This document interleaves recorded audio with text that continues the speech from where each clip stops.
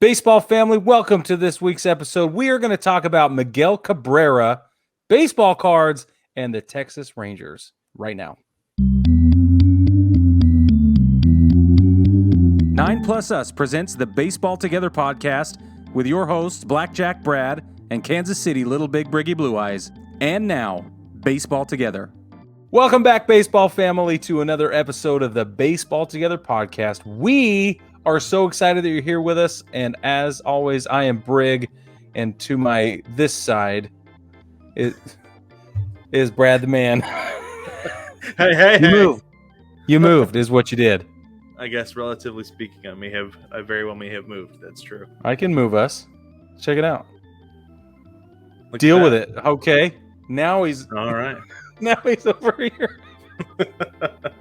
Listen, for those of you watching on YouTube, the shenanigans are real. For those of you listening, we're terribly sorry. So listen, we are going to jump into our current events segment this week.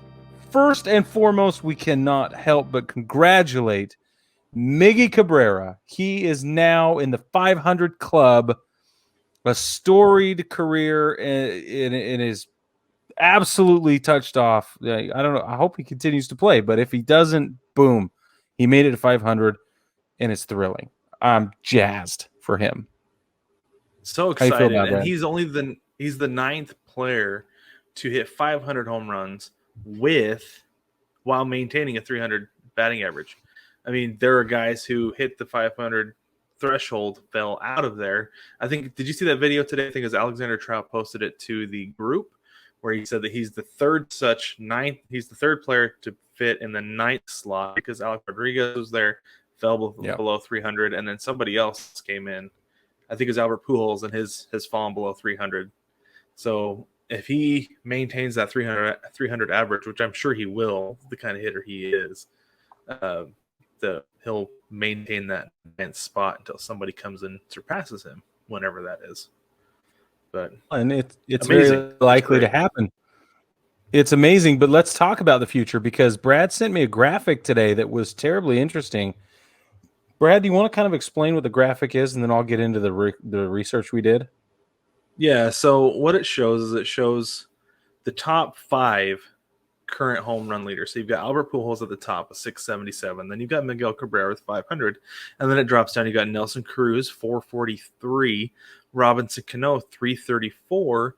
Giancarlo Stanton, 332. And that got me wondering, who's the next guy we're going to see hit 500? Is anybody going to hit 500 home runs in the foreseeable future? And this is the thing that I think is really interesting about this break. Before we get too far into like these guys individually, is that we're seeing more home runs across the board than we've seen in a long time, especially the last several years with the juiced baseballs. And now that they're not letting pitchers use sticky stuff anymore, guys are hitting home runs again at a pretty high click. The difference is that you've got more people hitting them, not necessarily people hitting more of them.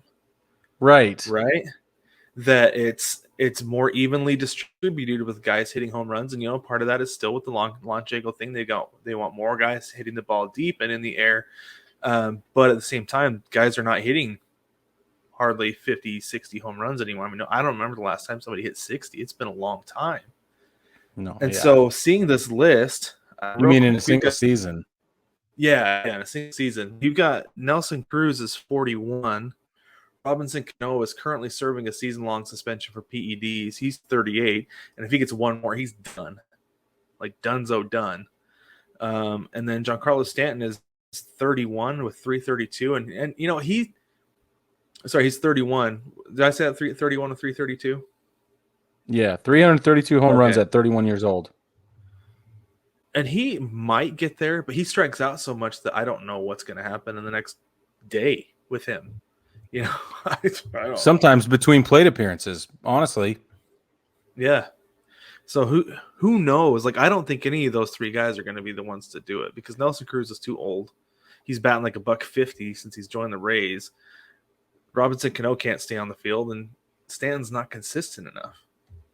No, he's not. So Brad took this information a little bit of a different direction than I did. I wanted to see from the same angle to kind of prove that home runs are being hit more and more, I wanted to know how long did it take each of these guys to reach the 332 line, right? So follow me on this. Mm-hmm. If Giancarlo Stanton is one of the top active players right now on the watch list for 500, and he's at 332, then and he's 31, and it's his 12th season in the bigs. Okay, so I wanted to know, like, how long did it take Nelson Cruz? Well, so Brad helped me with his nerd guy math, and I really appreciated that. And we ended up finding out that Nelson Cruz hit 332 in his 14th season, 37 years old. Okay. Mm-hmm. He's currently at 17 years in the league, and that includes his 50-game suspension in 2013. Okay. Got to count that. He played like 109 or something like that. Yeah. Yep. Miguel Cabrera, he hit 332 in his 11th season, so just a hair shy or prior to Stanton's pace, and he was 30. So we're looking at a whole years in advance.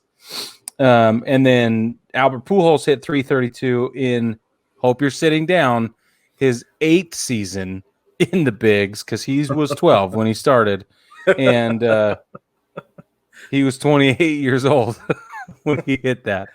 That's just crazy. I just thought it was interesting to show kind of a pace chart for these other guys and how they line up. So, yeah, and that's why it's tough to think of who might be next at 500. I mean, how old is Ohtani? He's like what, like 24, something like that, 24, 25. Yeah, something like I don't actually know. I can't think off the top of my head. I'll look it up real quick, but I'm too enamored. I don't. Oh, I know, but he's also pretty much missed 2 seasons already because of Tommy John. Yeah, you know, and he doesn't necessarily bat every day. He's 26, 27. He turns 27 just like a month ago, July 5th. He turned 27 a month ago. Yeah, so he's a lot older than we thought. He is a lot older, considerably older than we thought. He's got 87, and he's got 40 on the season. So if he can continue to hit 40 to 50 home runs over the course of his career, he could get there. Yeah, he'd have to never slow down. He'd have to have way more games where he was hitting the ball and that's all he was doing, which later in his career is what we're going to see. We know that. But that is if he can stay healthy and all this other stuff. This rotating in and off the, to the plate, on the mound, whatever, this weird schedule he's on. Yeah. Isn't going to get it there. Not like guys like Miggy, right, or Pujols are at the plate every single day. Yep, exactly, because that's what he's going to have to do. He would have to be moved to the outfield or a DH full time. And we all know how much he loves to play the outfield. He looks bored out there. He looks like the kid playing right field in Little League. It's like the Jolly Green Giant out there standing around bored. That's exactly right. I just don't think that's going to happen. So I have no idea who it's going to be because Bryce Harper's not on pace.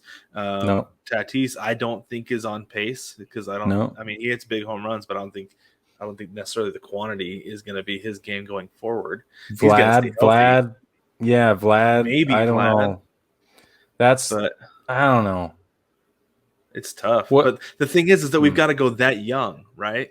That we're going to Vlad, we're going to Tatis. Acuna, right? Yeah. And we don't know what they're going to do. Nobody knows.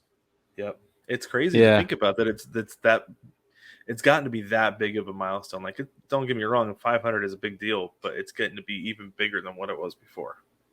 Which I kind of like, right? Especially given the onslaught of home runs and chicks dig the long ball, but I'm over it, right? I've made that very super clear. Exactly. I wrote an article with that exact title. So not to be misogynistic or anything like that. It's not about the patriarchy. The first part was an ad campaign anyway. Running it was. 90s, so it's not. That's why. Anyway. It was firmly tongue in cheek, everybody, firmly. But yeah. So I don't know. I like that it's getting harder, and I like that Miggy got there. Both. Mm-hmm. That means that the stakes will be higher for the next person that does, and that'll be even better. So. Yep. Exactly right. Apparently. Hey, Brig. Yes, Brad. It's been a while, it feels like. Oh, no. Only because I wasn't on last week. It's the only reason. It's true. There you go. You're right. Sorry, okay, check it out. The collective bargaining agreement is coming up at the end of the season, in case you didn't know. And if you didn't know, you're new here. And if you're new here, welcome. We love you.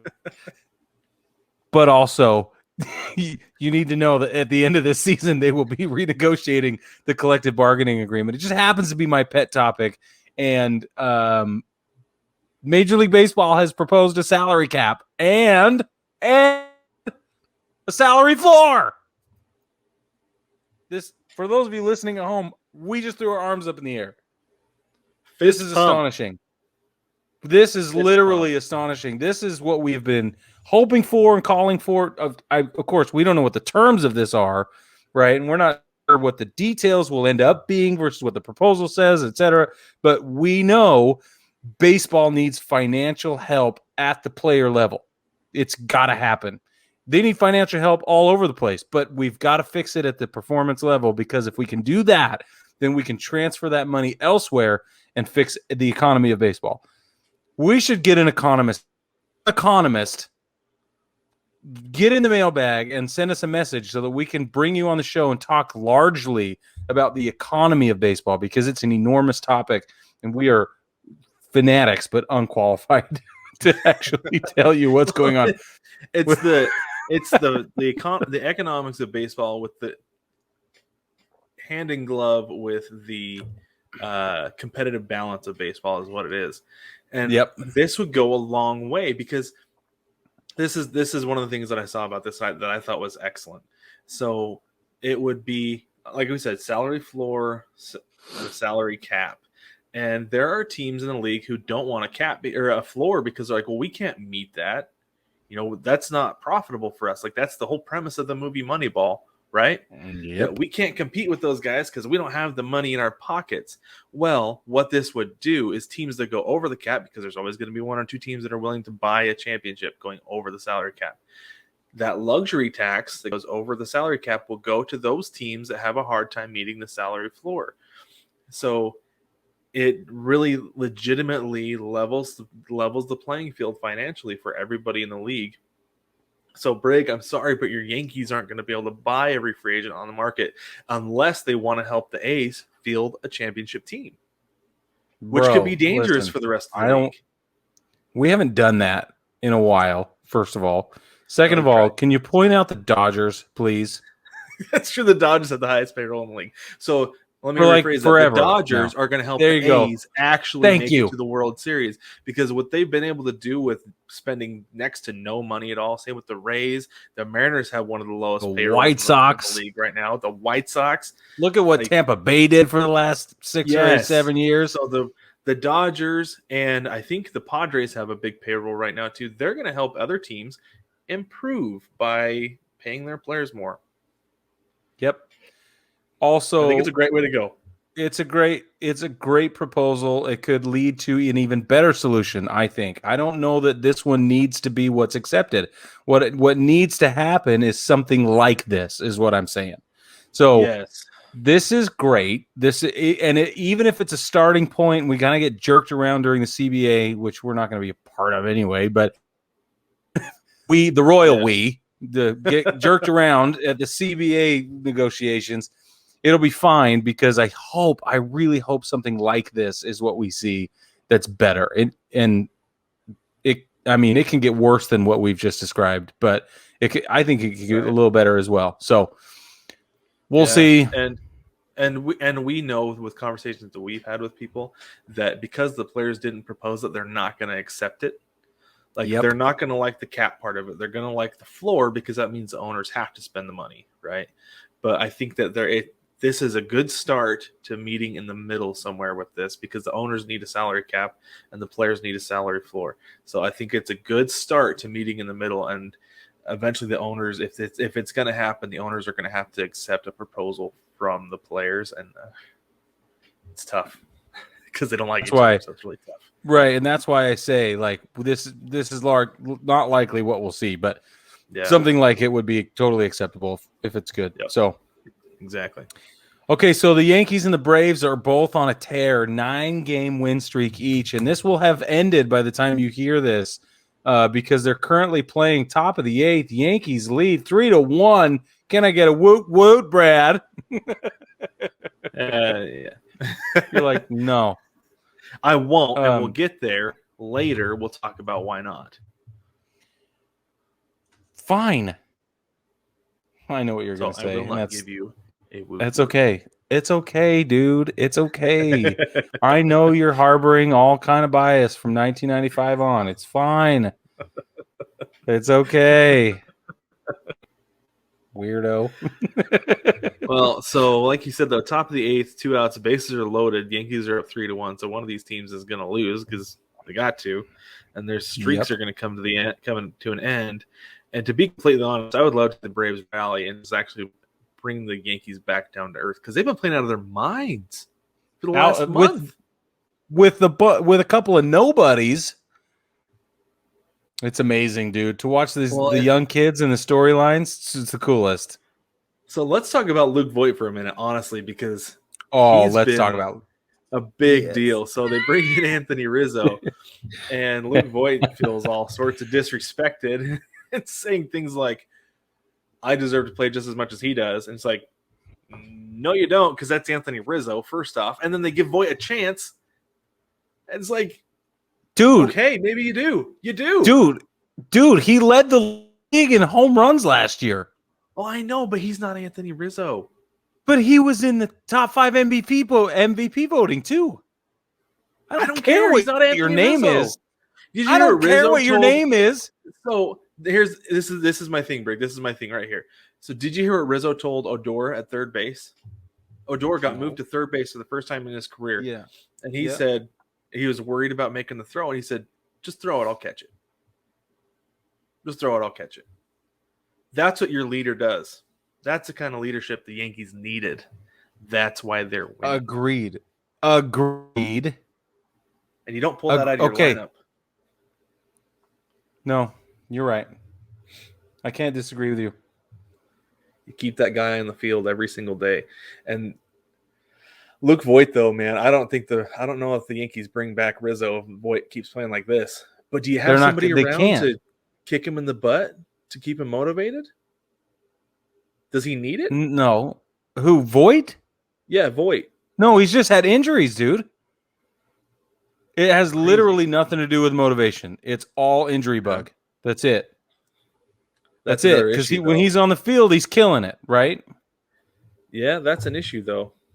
I know it is. And it's not necessarily like, this is my thing with injuries, is people call guys injury prone. It's like, no, some guys just have bad luck. Some guys can take a beating and come back from it. Other guys just can't. Like Nolan Ryan, who we'll talk about later, spoiler, pitched literally until his arm fell off.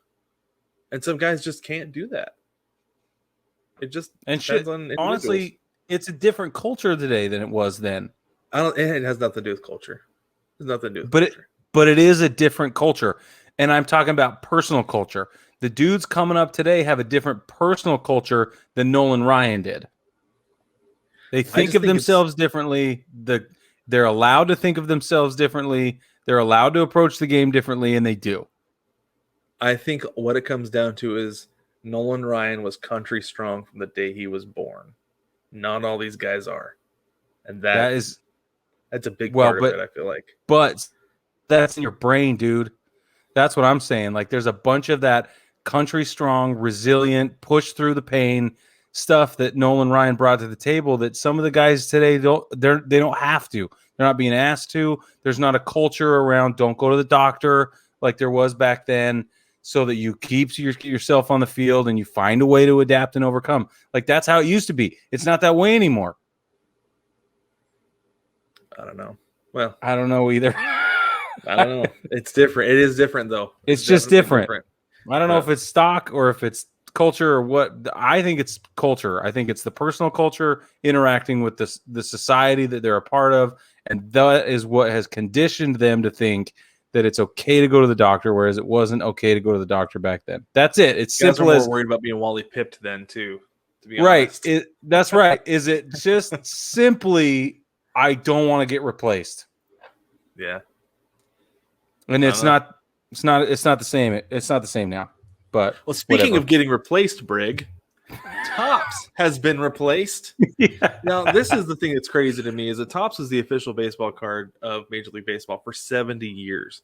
So that means, I'm 35 right now. So they were the official baseball card for the 35 years before I was born. I was like, oh my gosh, that's double my life, literally. And then now Fanatics comes in, and they're going to be the new official trading card of Major League Baseball for another 70 years. I think so. And Fanatics started out as like one of those like lids type stores, like kind of a small online store like lids used to be. And then they just grew in. They got to be the official merchandiser of professional sports, plural, general, right? Correct. And now they're getting, they're pretty much monopolizing professional sports. Yeah, they are. And I don't know if that's a good or a bad thing. Trading cards are a big deal suddenly. Yes, they are. They haven't Gary always called that about a year ago, though. He did. Gary. He said it was Good going old to happen. Gary. I don't know if it happened because he said it was going to, or if he just saw it coming. But well, he has so much influence that it's possible that it's both. Let's be super clear about that. Yeah, it could be. I happen to have some trading cards here, Brad. See if I can grab them. Excellent. I went out and sought long and hard, and I'm talking long and hard to find some freaking baseball cards because apparently somebody pulled a gun in Wisconsin and was fighting about baseball cards at a Target in Wisconsin. To me, that's taking it too far. That's too much. We got all kind of other problems in this country and other countries. So, but I thought I would do an unboxing on the show right now. Excellent. Let's do it right now. You think that's okay? Yeah, we got time. Because I'm just like, what is the big deal? And let's see what I end up with. Now, some of you, I understand, are going to feel this is sacrilege because I have run into a number of people already who found out that I got my hands on some cards, and they're like, don't you open that. I was like, what do you mean, don't open it? So apparently the culture has shifted since I was into baseball cards in my youth, and now we're here. We so are. now they don't even open the pack. Apparently not. Apparently, they don't even open it. Okay, so this is a 2021 Diamond Kings baseball card set. There are 20 cards in this box. Okay.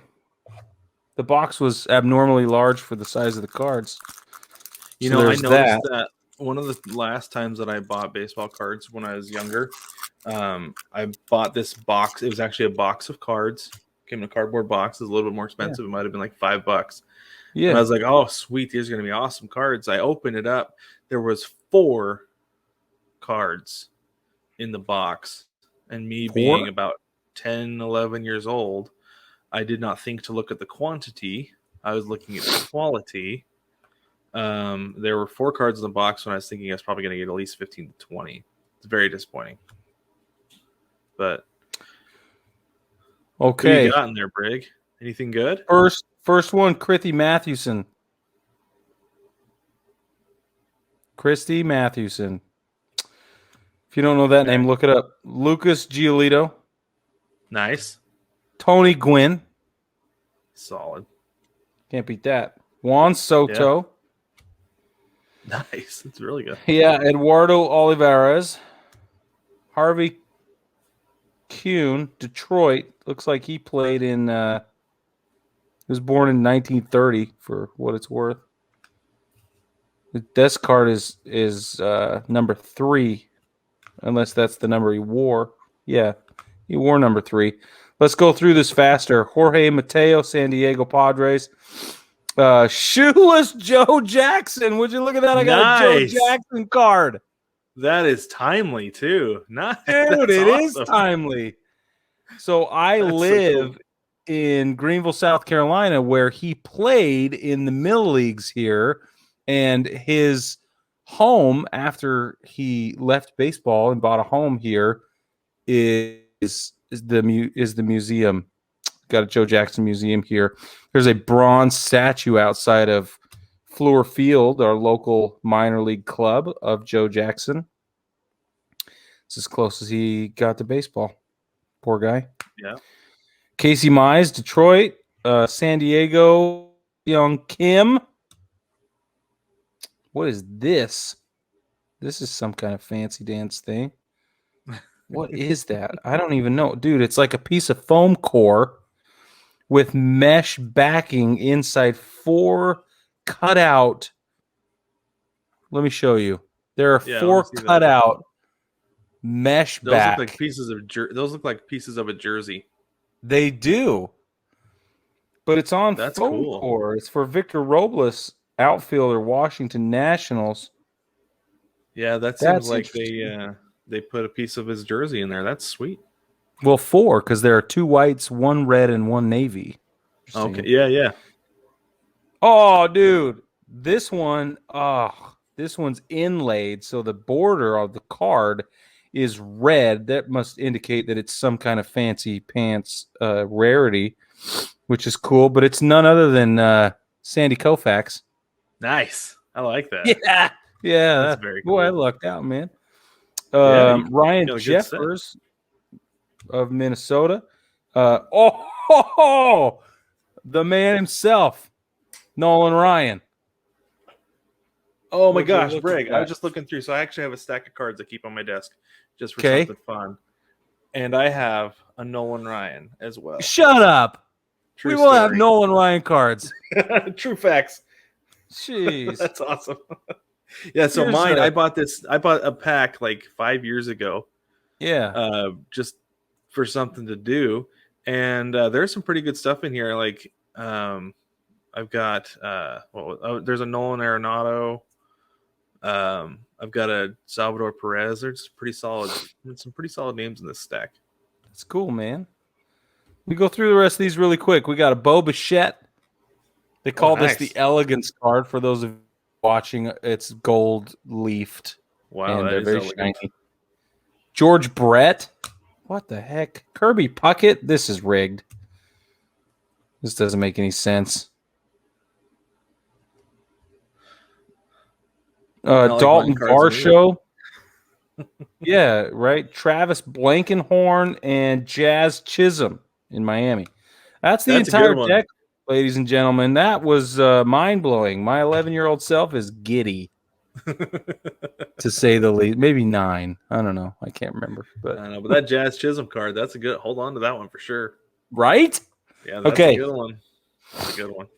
All right. Very good. So baseball cards from Fanatics now instead of Topps. Next, real quick, let's go through. Let's talk about the Little League Classic happened this weekend. Sunday Night Baseball, the Angels at the Indians. Did you watch this game, Brick? Did you happen to watch it? I did not. You know, honestly, I forgot it was on because they didn't make a big deal out of it because it wasn't Players Weekend. My first question here is what happened to Players Weekend? What's going on there? Yep.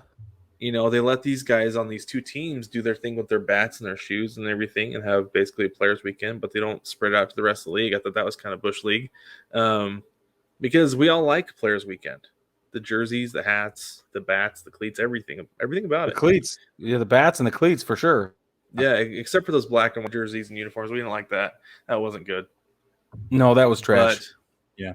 But I did watch probably half the game, and this is my big takeaway from it, Brig, is that the Little League Classic is more of an experience for the fans of the game, just like the kids, which is fine. There's nothing wrong with that. Visually, it just looks like they're playing on a neutral site somewhere. Other than they do show people in the outfield, people who lined the street with trucks, with seats in their bed, scissor lifts, bucket trucks. Some guys built scaffolding outside of the outfield fence, and Major League Baseball does not give 2 shakes about it. They say, if you want to do whatever you want to do to get to see the game, we will not enforce it. Watch it. I thought that was cool. Well, isn't that Humpty Dumpty? That sounds exactly like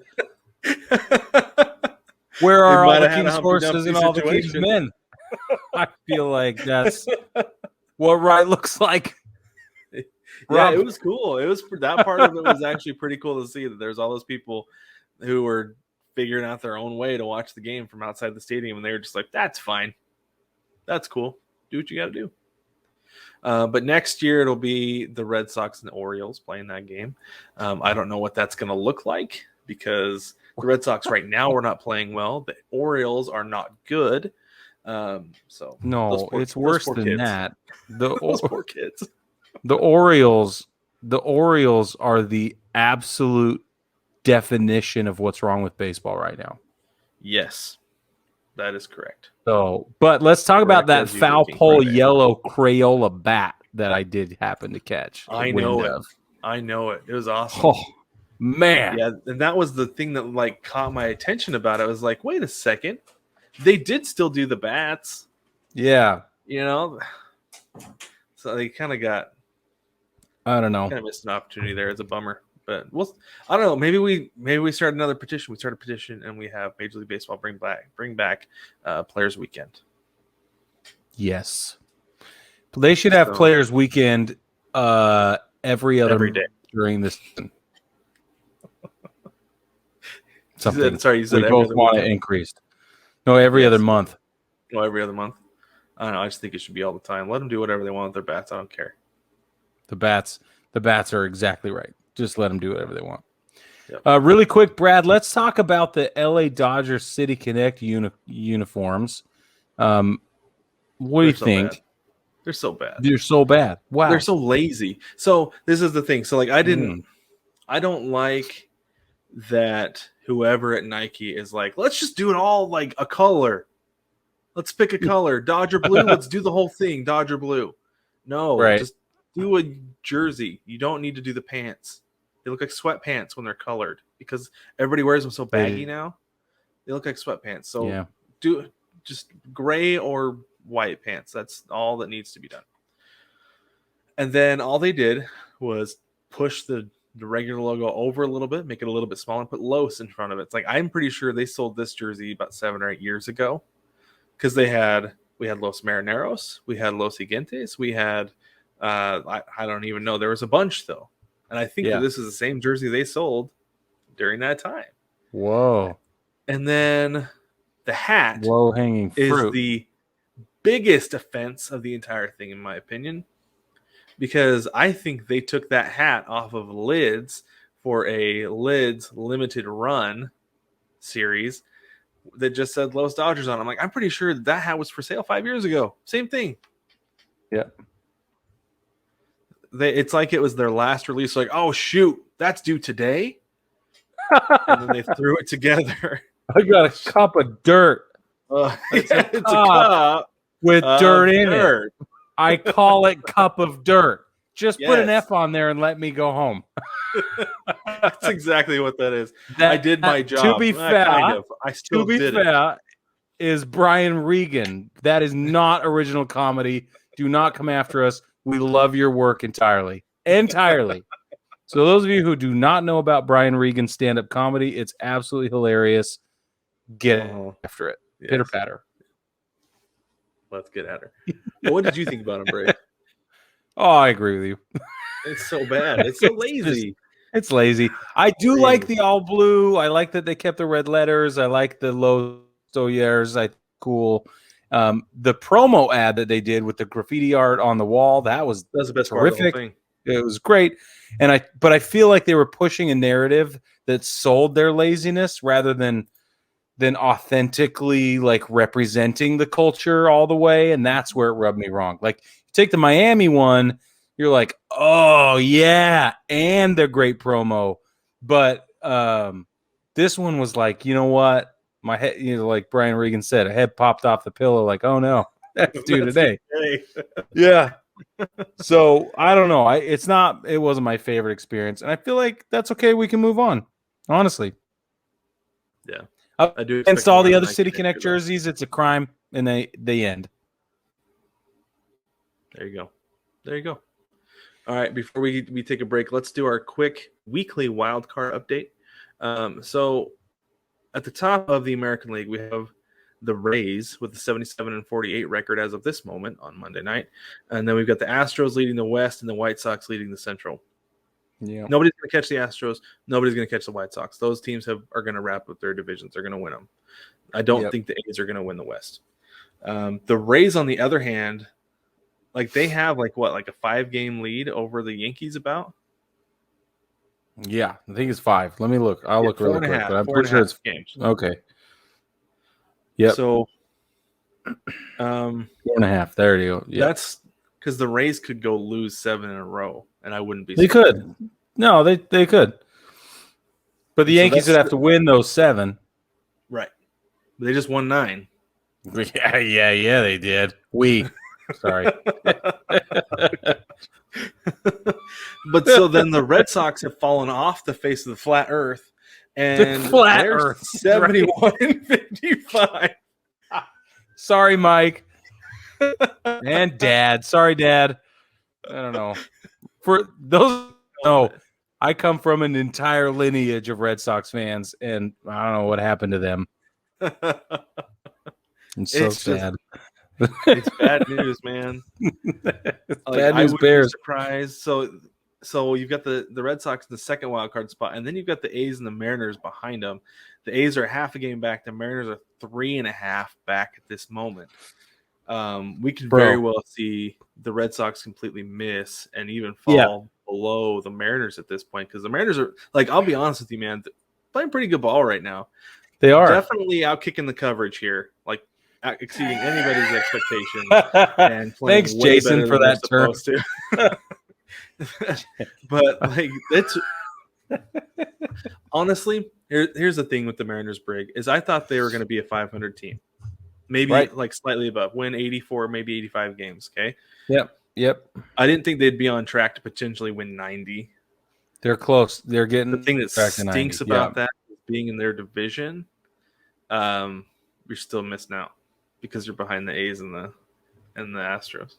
So you got a big beef with that whole American League West thing. Anyway, dude, so big. I could go on. Yeah, I could go on for a while about that. But please let's don't. go over to the National League. Let's go over to the National League. So the best record of baseball somehow still belongs to the San Francisco Giants, who have won 80 games. They're the first team to win 80 games this season. And then you've got the Brewers at 76-49, and then the Braves at 68-56.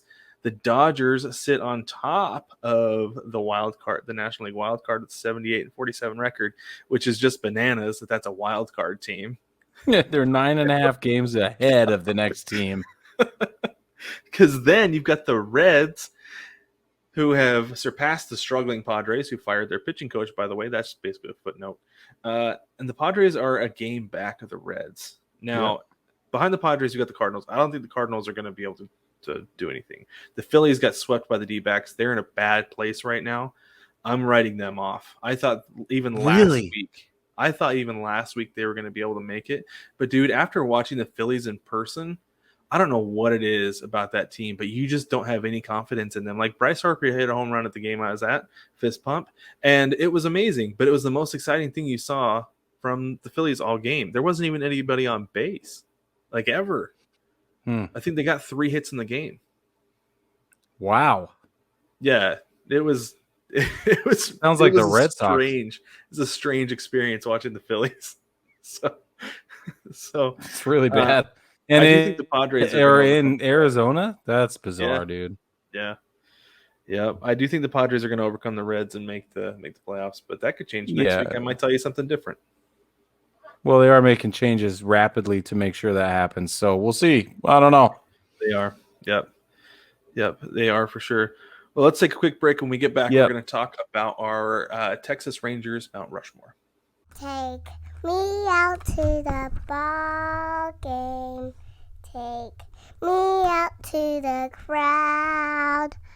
Buy me some peanuts and Cracker Jacks. I don't care if I never get back with me. Root for the home team. If they don't win, it's a shame. For it's 1, 2, 3 strikes, you're out at the old ball game. Shop kids' baseball shirts at 9pluss.com.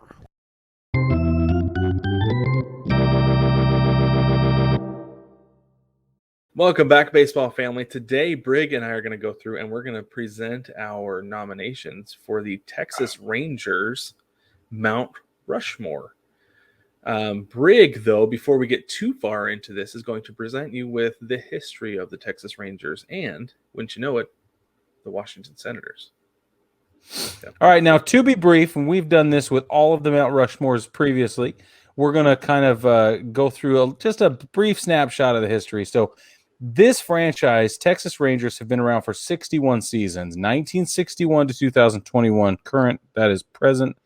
I don't see the Texas Rangers going anywhere. Do you, Brad? No, I wouldn't think so. Very good. Just saying at that new stadium, so be around for a while. Yeah, that's what I was thinking. So their record in that time period over the 61 seasons, 4,525 games won. Excuse me, up against 4,954 losses. That's a .477 win-loss percentage. They've had 8 playoff appearances in 1 seasons, 2 pennants, 0, count them, 0 world championships, and they have retired 6 numbers of players all time. And I can go through those now if you like, Brad. Go for it. Go for it, Brig. Well, you know, everybody's retired Jackie Robinson's number, so 42 is on the list. Since then, 5 additional names have been added, and we're talking Nolan Ryan, number 34, Adrian Beltray, number 29. We got Johnny Oates as a manager, number 26, Michael Young, number 10, and Yvonne Pudge Rodriguez as wearing number 7. Those are the retired numbers for the franchise. Very good. Thank you, Brig. Now, this one of the things that I was, I guess, having a hard time with this was I always look at the all-time top 24 players, right, for these organizations and consider like who of these people would I consider to be the top 4 to put on the Mount Rushmore. And it was interesting because you have the top 4, and then number 5 is Ian Kinsler. And my very first thought was I can stop right there because I wouldn't consider him on putting him on anybody's Mount Rushmore. Good player. I was actually a pretty big Ian Kinsler fan, especially for some reason, especially when he was in Texas, even though they were good and beating the Mariners. I don't know. Anyway, mostly with Detroit. But and really, I don't want to say an all-time player, but he just played in the Olympics for Israel. He really did. Yeah. So I mean that's a thing. He was good enough to play in the Olympics. So anyway, but no, at that point I kind of stopped going down the list. I said, okay, I've got 4 guys now. One who I would think of putting on there is not there, and only because he did not play for the Rangers for very long. That being said, I do feel like, Brig, we're going to either overlap on 3, if not 4 of these. I was just going to say that. Brad and I have never done this side by side. We don't compare notes. We do engage in any dialogue when we go through this. So for those of you that are new or whatever, shout out to our Ireland friends. We don't talk about this at all. And Brazil too. Brazil, welcome. Oh yeah, and Brazil, welcome. So we're excited about it because this may be the very first time that we overlap on all 4. We're interested to find out. Now, Brad's given you an idea of how he goes about his process. Mine's a little bit different. The initial lens I push everything through is I want to know, how do you tell the story of the Texas Rangers and not include this person, right? Yeah. That's how I look at it. Like, can you leave them out of the narrative of the franchise and still tell the story of the Rangers? So that's how I approach it, right? And that's why we came up with, some of the interesting names we've come up with in the past. So if you haven't listened to any of our other Mount Rushmores, Brad and I, we often bring in different kinds of personalities. That's how I tell this. I want to tell the story. And I almost killed Brad one time, so go back and listen to that if you haven't already. It's totally worthwhile. That did happen. All right, man. Do you want to? I was going to say, go ahead. Go ahead. Do your first one, Brig. Well, should we just give the first one out of the way? We could do that. Yeah, Nolan Ryan. Yeah, Nolan Ryan. Yeah, totally. And this was my thing. So I put Nolan Ryan on my list at the very first. It's the very top of my list. I feel like he's a super duh. But then Brig, I went back and I was looking at his career and his numbers and everything, and I had the realization that he literally only played, and I shouldn't say that. He only played for the Rangers for the last 5 seasons of his career. Yep. 1989 through 1993. He was only an All-Star one time. However, you did bring this to my attention that he did go into the Hall of Fame as a Texas Ranger, which I thought was very interesting. Now, he did lead the league in strikeouts twice. Those first 2 seasons with the Rangers had 301 and 232 strikeouts. As far as his career goes, he still leads Major League Baseball with the most walks allowed, 2,795, which is a lot. Wow. But he also has the most strikeouts, 5,714, which is crazy. So what that leads me to believe is that guys are just too afraid to be in the box against him to even swing the freaking bat.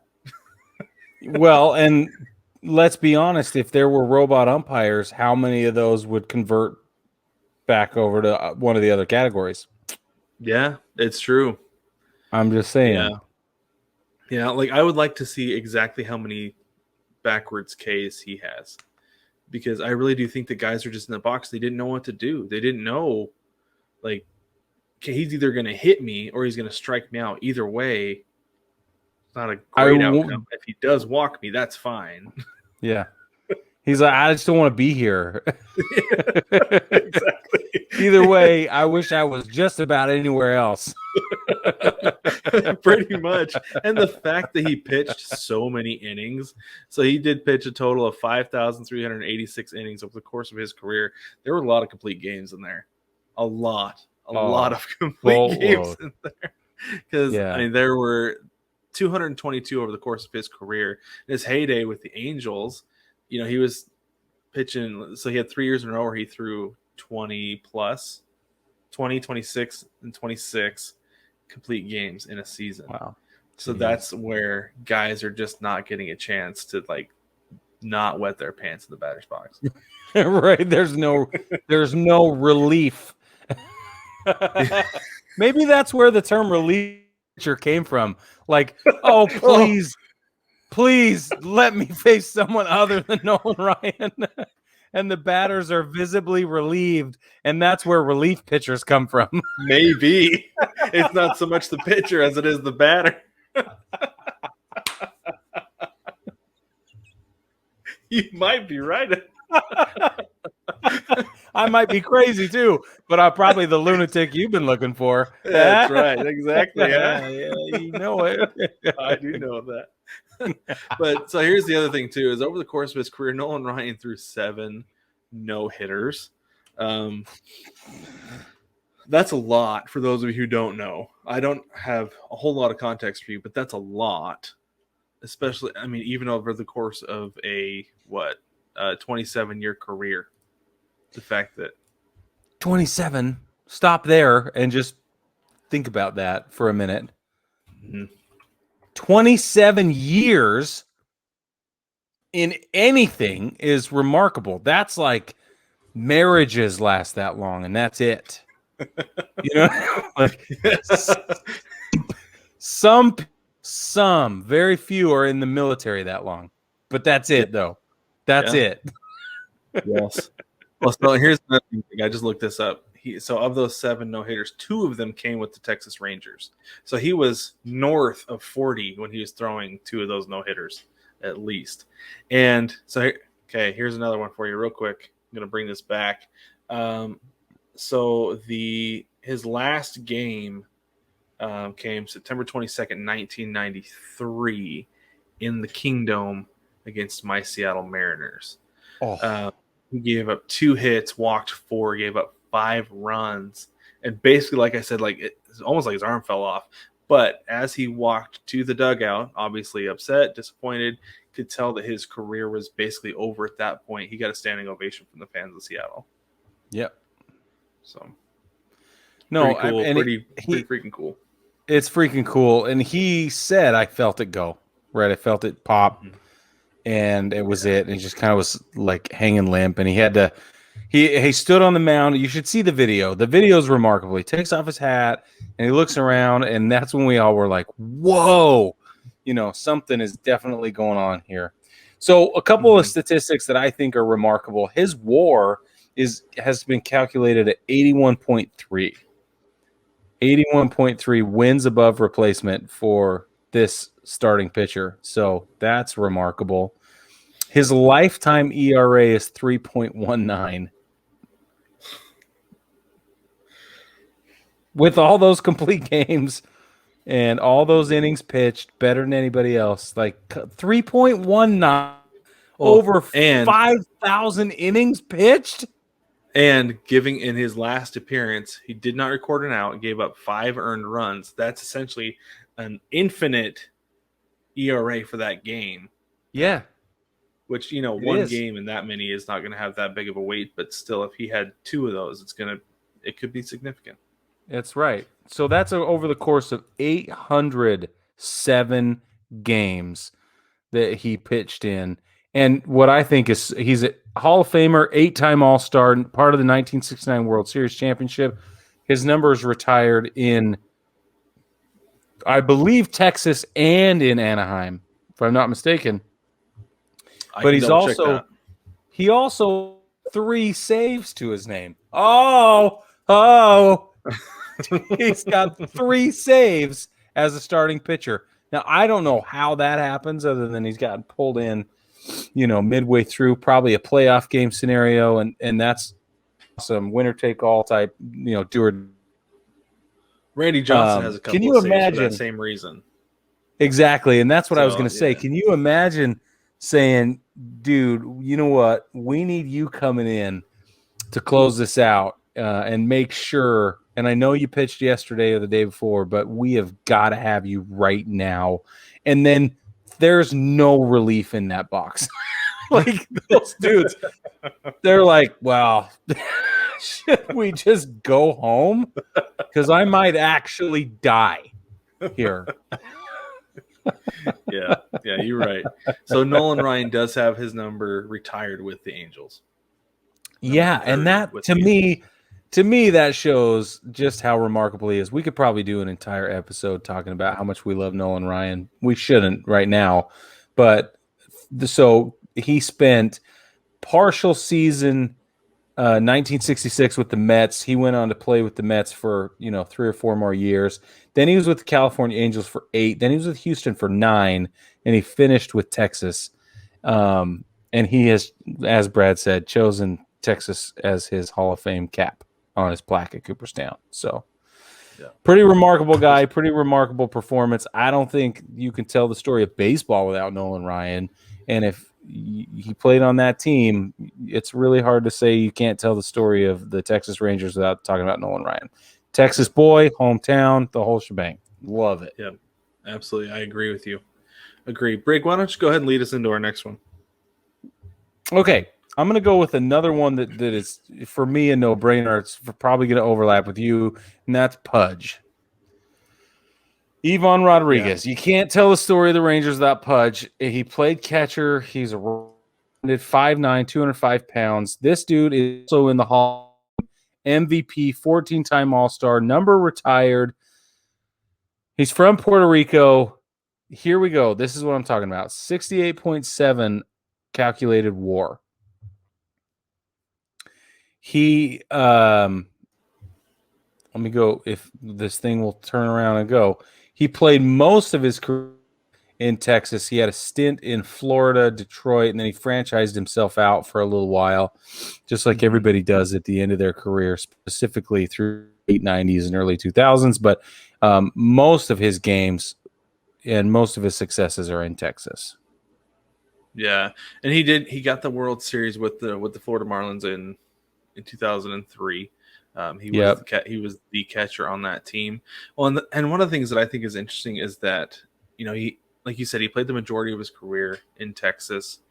And then he went back to Texas in 2009, and I think we all thought that was just like a farewell tour. He played 28 games, but then it's like the Nats in 2010 came calling. He's like, "Yeah, I'll come play 111 games for you." Apparently, and, sure. I'm only 38 years old. It's fine. Yeah. As a catcher, his entire career, he was primarily a catcher. Played a little bit of first base, DH'd a little bit. He got second base. Probably just an appearance with Detroit at second base. They just needed him to fill in, I'm sure. But nobody does that anymore. Nobody stays at catcher for that long as their primary position. We saw Joe Mauer. Oh, yeah.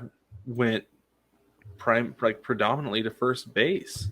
And, I think some of that had to do with concussion. Some of it had to do with his knees. But specifically, Bryce Harper was drafted as a catcher out of the community college he was playing for. And they said, no, we want to prolong your career. You're moving to the outfield. Yep. You see things like that happen. But there are a few guys who have the resilience that Pudge had at the position. And that was the thing that I always looked up to with him as a catcher growing up. That people always said, who's your favorite catcher? I'm like, well, my favorite catcher is Dan Wilson because he plays for my favorite team. But if you ask me who I really look at as like who I model my game after is Pudge, because everybody did. Everybody who I was friends with at that age who was a catcher, it was always Pudge because he played differently than everybody else. Well, and he played with a smile on his face. And that's the thing I will never forget about Pudge is that every time you turned around, that dude was giggling and teasing somebody and having a good time. And he looked like the baseball player we were being at that age in our lives. Yeah. Right. He played the game the way we played the game, and it was high intensity. We knew the stakes. We were having fun, though, all at the same time. Right. There are very few 11-year-olds that I played with, 12-year-olds or whatever, that didn't want to win real bad, but also we knew like we were going to have a good time. And that's what Pudge did. That's why I'll never forget that about Pudge. Yeah, definitely. And yeah, like you said, that's one of the big things that sticks out. And I mean, I don't know. As a kid growing up watching Pudge play the position, it was a pretty big deal seeing a guy who was that good, like that good offensively. He had just under a shade of a 3. Like he finished the 296 batting average. He finished with 311 home runs. He wasn't hitting a whole bunch every year, but he was hitting more than 10, which is not something catchers usually do unless your name is Johnny Bench, right? So it was a big deal watching Pudge for me growing up. He's going to be on any Mount Rushmore for me. I mean, I would maybe consider putting him on the Detroit Tigers if he played for them longer, or even maybe a little bit earlier in his career. But no, he's very influential on my I don't want to say career, but my time playing baseball. So, but let's go ahead and take a short break. When we get back, we have 2 more for our Mount Rushmore. No matter which ballpark you're at, you want to rep your team. Now you can with 9+ Us. Welcome to the Big City Series. With every design available in your team's colors, you can fit in with the home crowd or stand out on the road. Either way, we have the colors you crave. Shop the Big City Series and find designs that rep your favorite baseball podcast, cheer from the cheap seats, and much more. Shop the Big City Series only at 9plusus.com.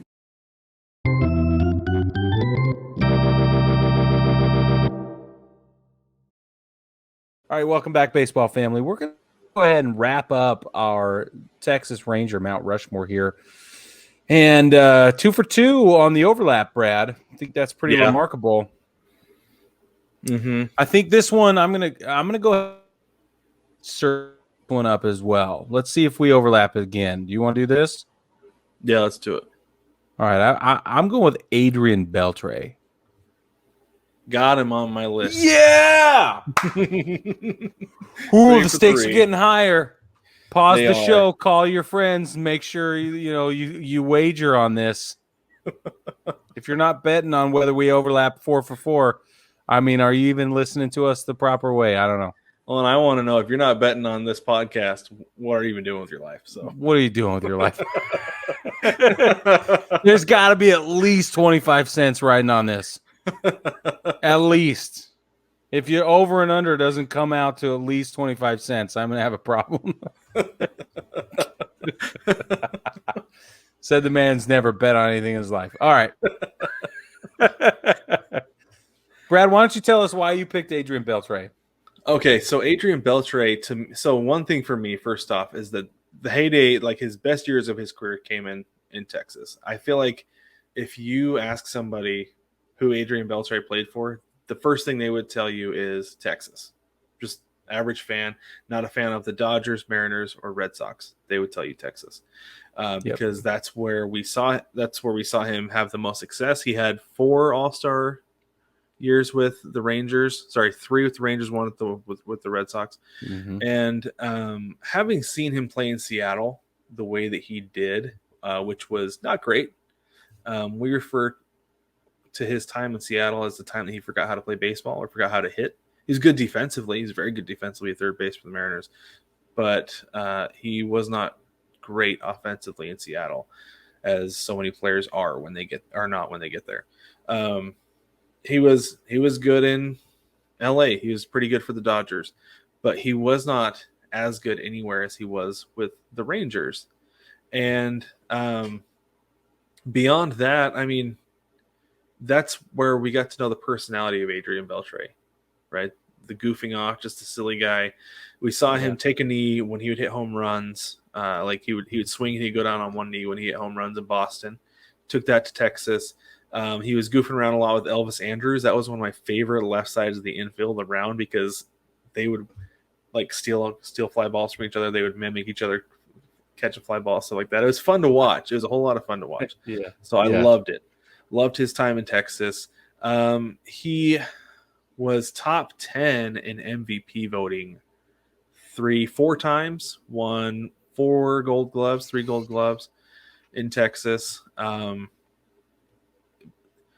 He carried the team into the national spotlight when they didn't necessarily deserve to be. We're not a great team overall, but he was a very good player. And like I said, top 10 MVP voting, very, very good player, all-star a couple times. And since 2010, the Rangers have been Adrian Beltray, in my opinion. Couldn't agree more, man. That is legitimately what I was going to say. 2-time platinum glove, 4-time silver slugger, 5-time gold glove, 4-time all-star. Career WAR calculated at 93.5. That's remarkable. 93.5 at a third baseman, and a right-handed third baseman at that. So, well, they're all right-handed. Shut up. I said that and then had the same thought. I was like, why did you say that? And then I don't know what happened. I should have just made it sound like I was you. That would have been Stay with better. Conviction, Brig. I usually do. Come on, man. Career batting average was 286. Nothing to write home about there, but also just solid. It's a solid performance. I agree that for me it comes down to you cannot tell the story about the Texas Rangers without Adrian Beltray. Doesn't happen. Yeah, and that's really and it comes down to it too. He's the 3rd player down the list in the top 24 players in Rangers history with a 41.1 WAR with the Rangers. It goes Pudge, Rafael Palmeiro, and then Adrian Beltray. Yep. That's the top 3 right there. So in a franchise with as rough of a history as they have had, with guys not sticking around, not performing, and just generally just a franchise that hasn't been great over the years, he was definitely a bright spot for the franchise. Agreed, Brad. Why don't you go ahead and give you my 4th, or you want to get? I think this is where we're going to diverge. Honestly, I do too. Actually, like looking at it more, I think this is where it's going to be different. I'll go ahead with mine. I'm going to go with Buddy Bell. Whoa, we do diverge. Very good. Okay, there we go. Sorry for those of you who bet. That's why we don't gamble. 25 cents. That's right. Yeah, it's rough. So here's the thing. Adrian Beltray spent 8 years of his career with the Texas Rangers, as did Buddy Bell. These were, however, his peak years. They were in the middle of his career. He was a 4-time All-Star for the Rangers. He had a career WAR with the Rangers of, sorry, my window is loading, 36.3. He had a career batting average of 279, 201 home runs, 55 career stolen bases. And for those of you who are curious, he is the father of David and Mike Bell, who also played in the big leagues. I know David Bell because he was the third baseman for the Mariners in 2001 when they won 116 games. Mm-hmm. So anyway, but he was a fixture for the Rangers. He's another third baseman for this team. When he was with the Rangers, he was top 10 MVP once. He won 3, 4, 5, 6 Gold Gloves. He had a Gold Glove every year with them. Like I said, he was a 4-time All-Star with the Rangers. And again, it comes down to a team that doesn't have a rich history of talent.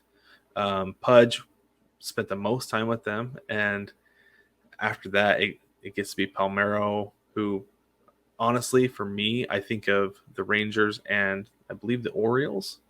But anyways, these guys who spent some time in Texas, but it wasn't their entire career with them. So having those good years with the Rangers is really what gets him on the Mount Rushmore for me. And you've got to have somebody during those years when this team was not good.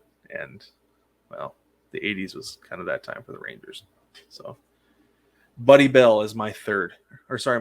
Who's your fourth, Brig? It's going to come controversial, and I know Buddy Bell was kind of a difficult choice as well, right? Because you kind of had to decide, like, where do you go now?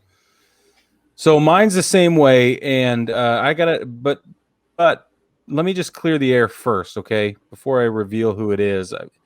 This dude's an MVP, 5-time All-Star, 3-time Silver Slugger. He won a batting title, but his career WAR is at 28.2. It's a little low for what we would consider a Mount Rushmore. However, this outfielder was a first-round draft pick to the Tampa Bay Devil Rays. We all know how first-round draft picks go. But yeah, we do. Play with Texas 1, 2, 3, 4, count them, 5, 6 seasons after a 2-year stint in Los Angeles Angels in Anaheim. We're talking Josh Hamilton. I gotta go with Yeah. That's interesting. That's a really interesting pick and definitely controversial, I would say. But it is. Present. So here's why. Josh Hamilton. So first of all, we have to decide how we're going to fill this fourth slot, right? And until we have a more robust personality or better performance or a World Series appearance and or title with some serious leadership, it's going to be hard to decide who this fourth person is for Texas. So the reason I went with Josh Hamilton is because of his off the field and on the field combo. Josh Hamilton is widely known as an alcoholic, and he's had really a ton of trouble with drugs. But what he's done is he's dedicated his life to not only improving and changing that, but helping improve and change the narrative for other people. There is a tremendous amount of social responsibility that he is taking upon himself and using the platform that he earned, I would argue, in Texas as a Ranger, right. Yeah. to present this new, to really intervene on people's behalf and say, know what it's like to struggle. I know what it's like to have problems. You're not alone. We aren't better than you as professional athletes and this larger thing that's going on. So I chose Josh Hamilton because he does have some tremendous baseball performance to back him up. He really does. Yeah, he does. He's not a slouch pick. So, and I argue it has its own validity and its own weight. That's why I went with Josh Hamilton. I like it. I mean, it's a good pick. Like, and I actually think if he had stayed in Texas rather than going to Anaheim, because it's been documented that the reason he struggled in Anaheim, the reason he had the issues he did, is because he didn't have the support system around him. If he had stayed in Texas instead of chasing that fat contract the Angels were going to give him, that I don't want to say he wouldn't have had any issues, but I think we would have continued to see the consistency and the trajectory that we saw in Texas. I mean, like you said, he was a 5-time All-Star. He actually led the league in batting average in 2010 with a 359 average, won the MVP that year. Yeah. And the only place he can go from there is down, but he was still solid. He's still a really good player. So yeah, I think that's actually a really good pick. I think your arguments are valid, and he is kind of a cornerstone for the Rangers. And the year that they they made the playoffs and he was there, I believe because of him they had non-alcoholic beer in the clubhouse. Is that right? Because that's my understanding. I don't know if that's true, but it certainly briefs well. Yeah, it does. It does. You know, so yeah, it's good. But baseball family, let us know what you think about this Mount Rushmore. Did we get it right? Did we get it wrong? I mean, we overlapped on 3 of them because, like we said, there's not a whole lot of history with transcendent talent with players with the Rangers. Is there anybody we're missing, Rangers fans? Is there somebody you would have put on there instead? Let us know. Reach out. Send us an email in the mailbag at baseballtogether.com. There's also a link in the description of every episode. Don't forget to also jump on the shop at .com. That's NINEPLUSUS.com, 9plusus.com. Brad's wearing his hot dog at the ballpark t-shirt and his Copa hat, this Dia del Mago hat that we have here. We all hope you celebrated Dia del Mago on August 15th with us. I'm wearing my I Speak Fluent baseball t-shirt right now in our summer series colors. Very exciting. Go and get yourself something nice. And we're dropping discounts all the time in the VIP group as well on Facebook at 9plusus VIPs. So navigate to the 9plusus page, go to groups, and then jump into the VIP group there. Send us a request and we'll let you in. We'd love to have you in our baseball family there. Most definitely. Most definitely. And don't forget to jump over to baseballtogether.com where you can watch the podcast. You can listen to the podcast. We have a few articles up there on our blog. I would kind of like to get back into that. I've said that before.